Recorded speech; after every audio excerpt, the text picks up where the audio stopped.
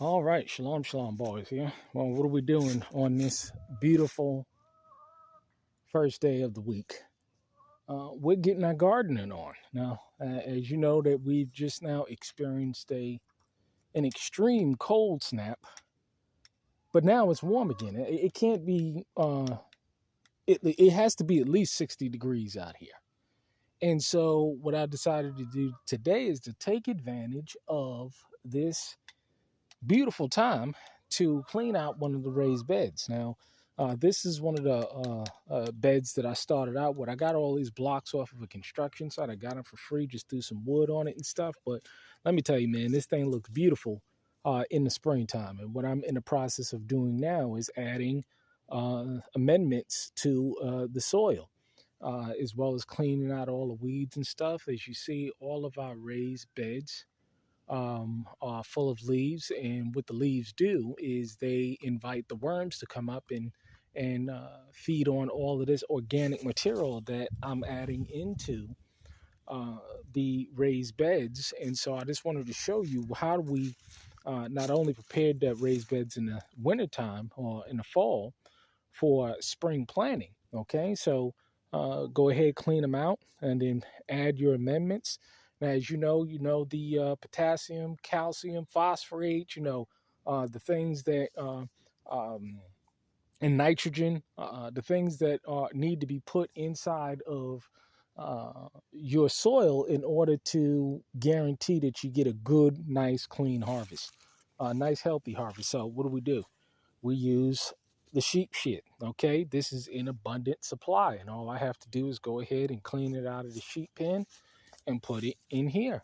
We also have our potash, our wood ash. Now, this is actually from last year, so I got to make room in this barrel that we use. But it's enough potash to ensure that we can continue to add amendments to the soil during the springtime from the ash that the wood stoves produce. So, as you see, we don't have to pay fertilizer. We don't have to pay for those things because the way the Most High put things together is that things are totally self-sufficient.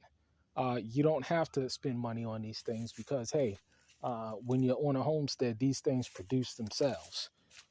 Your potassium, your nitrogen, your phosphorus. This is all that you need. And we also have um, uh, uh, sheep shit. We got chicken shit from the beds that we have them in, from the chicken coop that we have them in. We transfer it to here and let the worms do what they do to break it down. We also add eggshells, a good source of calcium.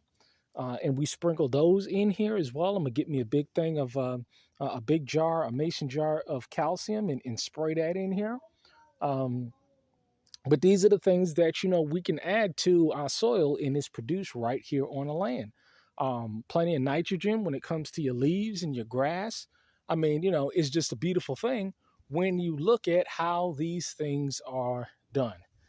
We don't have to worry about high fertilizer prices because we produce our own fertilizer, our own amendments to the soil that the Most High has been able to provide through just following his instructions, because we were an agricultural people. And those who get it and understand it, that's what we're going to be going back to. And it goes to the concept of inflation. I mean, it's just not, we're not worried about what the price of beans are going to be, or what the price of corn is going to be, or what the price of lettuce and tomatoes and cucumbers and kale and Swiss chard and collard greens and sweet potatoes and potatoes. We ain't worried about what those prices are because we can grow it ourselves.